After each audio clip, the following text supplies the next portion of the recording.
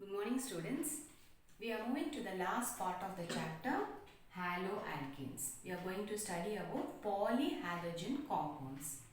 Polyhalogen compounds are compounds having more than one halogen derivatives. See the example, I have carbon atom. It has got three halogen derivatives like X, Y and Z. Since more than one halogen derivative is present, it is called as polyhalogen compounds. Why we need to study about polyhalogen compounds specially? Because polyhalogen compounds are useful in industry as well as in agriculture. In the beginning of the chapter only we saw a little bit about the applications of halogen compounds. So majority of the applications of alkyl halides and aryl halides are based on their polyhalogen derivatives. So we are going to study about some of the polyhalogen derivatives. The first compound is dichloromethane. Okay, what is dichloromethane? Two chlorine derivatives are added to carbon. Okay, so since more than one, it is coming under polyhalogen compounds. So which is the first compound? Dichloromethane. See where it is used. Dichloromethane is used as a solvent in the paint removing liquids. It is used as propellants for rocket propulsion, and it is used as a process solvent during the manufacture of drugs. While manufacturing drugs, they have a processing solvent which is going to dissolve or remove some of the derivatives, so they are also used in the process solvent. Now what is its harmful effects? What are the harmful effects of dichloromethane? See, it is going to harm the central nervous system. Lower level exposure of dichloromethane results in impaired vision and impaired hearing. When you are exposed to a higher amount of dichloromethane, it results in dizziness, nausea. Nausea is nothing but vomiting sensation, then tingling and numbness of fingers and toes. When you have direct contact of this chemical in your skin, it leads to intense burning and mild redness of the skin. When you come in contact of this chemical with eye, it is going to cause burning of cornea. So these are the uses of the chemical dichloromethane and adverse effect of it.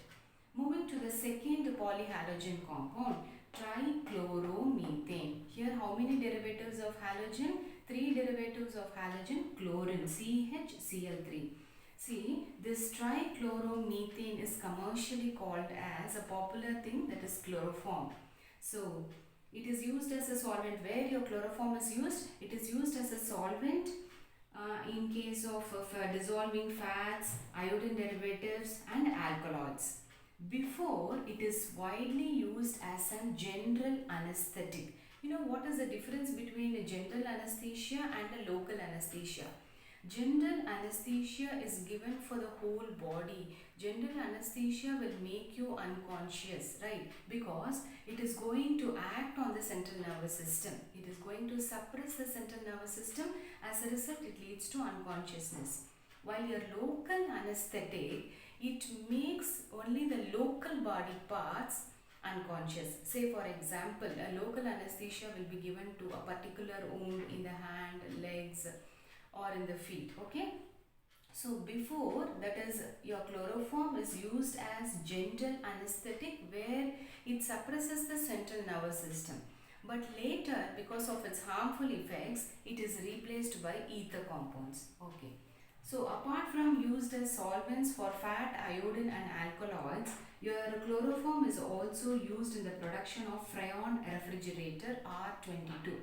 Apart from using CFCs, a lot of Freon refrigerants are used, taking into consideration that they are going to cause little harm to our atmosphere, especially in the depletion of ozone layer. So your chloroform is used as solvent as well as used in the production of your Freon refrigerant R22.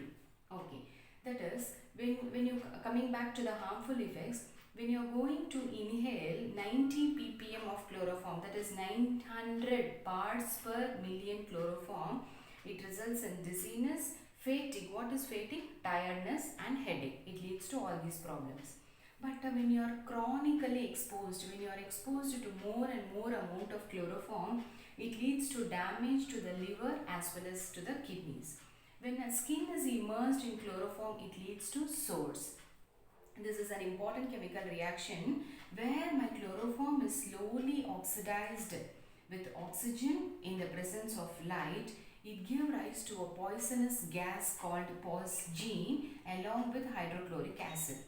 So what is the main intention of giving you this reaction? Chloroform will be oxidized in the presence of oxygen. It undergoes slow oxidation in the presence of sunlight. So what should I do? How will I store chloroform in the laboratory? Chloroform should be stored such that it is not exposed to light. So it should be stored in the brown bottles, and it is oxidized by oxygen, right? When slow amount of oxygen is there also, it is getting oxidized.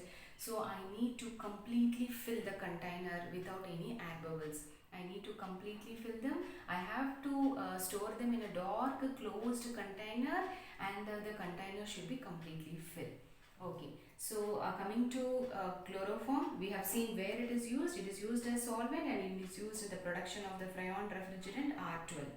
And adverse effect, before it was used as general anesthesia, but later considering its harmful effects, it is replaced by ether derivatives. And when you inhale, it leads to dizziness, fatigue and headache, and prolonged exposure leads to damage to kidneys as well as to the liver. Moving to the third chemical, trichloridomethane, which is otherwise called as iodoform. What is this? Trichloridomethane. It is otherwise called as iodoform. We have started with dichloro derivatives, then we moved to trichloro derivatives. Yes. See, before, iodine and iodine containing compounds, suddenly we need to think of, immediately we need to think of tincture of iodine. Whenever iodine, the smell of iodine only gives you the tincture of iodine, which should be used as an antibiotic. Since it is an iodine containing derivative, it was used as an antiseptic.